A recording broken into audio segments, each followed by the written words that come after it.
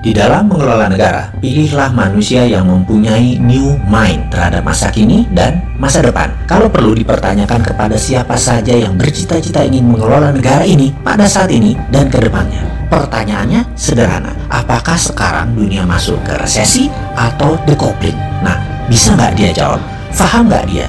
Rinci nggak jawabannya, memandang dan memberikan solusi kekinian?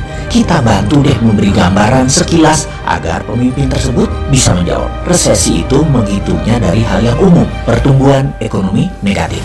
Kebanyakan ekonomi negatif terjadi karena faktor eksternal, di mana pemerintah yang pola pikirnya sederhana tidak pernah siap dengan keterkejutan. Namun, kalau decoupling itu perubahan fundamental dalam parameter ekonomi makro dan dalam kehidupan manusia. Dan entah bagaimana sejak 6 bulan yang lalu saya mengatakan sekarang decoupling. Bahkan sebelum COVID dan resesi, saya sudah mengatakan sekarang decoupling. Ada kok rekam jejaknya saya mengatakan hal tersebut. Karena pendapat bahwa dunia decoupling, atau bahasa sederhananya adalah keterputusan dengan masa lalu, maka kelolaan organisasi harus berubah. Untuk hal ini, sejak 1 tahun yang lalu, organisasi kami sudah bergeser ke arah digital secara murni, yang mana semua dibangun sejak 2018. Efek decoupling, tambah COVID, tambah resesi, tambah perang Tiongkok Amerika, ini seru, ini peluang. Sebelum kita bahas peluang, kita bahas lebih dalam tentang decoupling. Saat ini ada 20% pekerjaan jenis baru yang 10 tahun yang lalu tidak ada. Misalnya profesi Chief Content Creator, jenis pekerjaan digital marketing. Itu macam-macam profesi yang 10 tahun yang lalu belum ada. Lah sosmed juga belum ada kok 10 tahun yang lalu. Masih belum semasif sekarang. Sungguh banyak profesi yang baru muncul bahkan di 3 tahun ini, misalnya yang namanya graphics designer. Dulu kerjanya hanya di dunia percetakan, di dunia media. Mendadak dunia cetakan berkurang jauh, bergeserlah mereka ke sosial media. Kebutuhan mendadak meningkat menjadi 1000% setiap tahunnya sejak 3 tahun terakhir ini. Profesinya ada sejak lama, namun mendadak menjadi kebutuhan utama. Itu siapa yang kira? Di masa depan, di tahun 2030 ke sana, diperkirakan ada 60% bidang usaha dan profesi baru yang saat ini belum ada modelnya, belum tahu apa itu barangnya. Sehingga profesi dan bidang yang saat ini ada, 10 tahun ke depan, 60%-nya bisa hilang atau less needed, kurang dibutuhkan. Semua ini karena kehadiran digital yang terus merubah bentuk ekonomi, sosial dan budaya sebuah negara dan dunia. Bank akan jadi digital, di mana profesi teller hilang dalam 5 tahun ke depan. Cabang bank akan tutup besar-besaran dalam 5 tahun ke depan. Banking berubah, dunia funding berubah, dunia lending berubah juga. Aturan mainnya semua berubah. Hakim lapangan atau otoritas keuangan mendadak bingung dengan caranya dan cepatnya tumbuh dunia digital. Mau disemprit karena offside, mereka main kasti. Ya nggak bisa disemprit lah. Dilarang di Indonesia, mereka buka di Singapura, main lewat udara, langsung global. Pemerintah Indonesia nggak bisa apa-apa juga. Apalagi pemerintah yang gagap tidak bervisi digital. Sering kelolotan, gelegean, dan kagetan.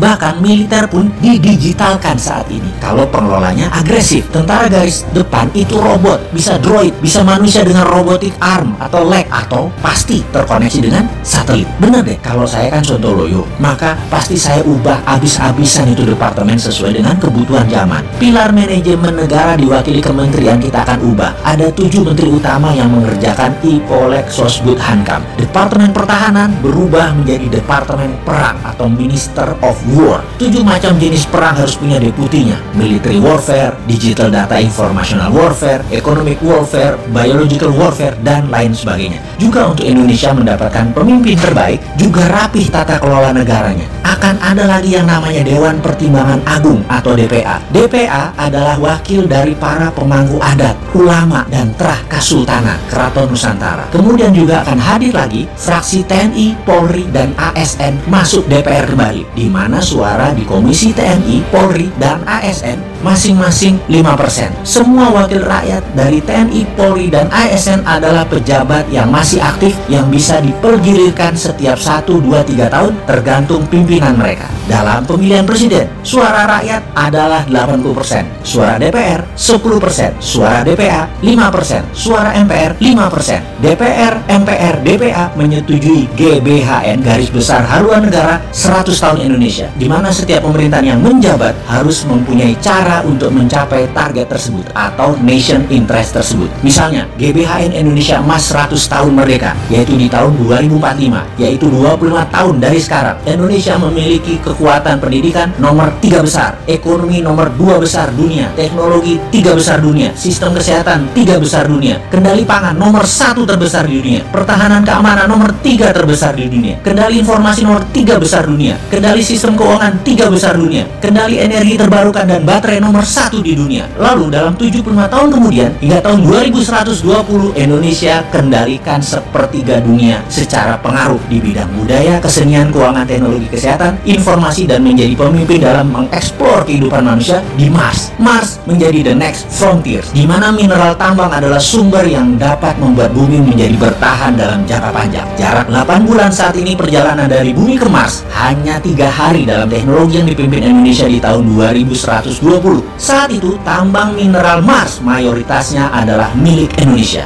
Ini sontoloyo kan otaknya? Ya begitulah kalau mau menang bernegaranya. Jangan menarget yang tanggung-tanggung. Masa mimpi aja nggak berani? Emang mimpi dibasarin?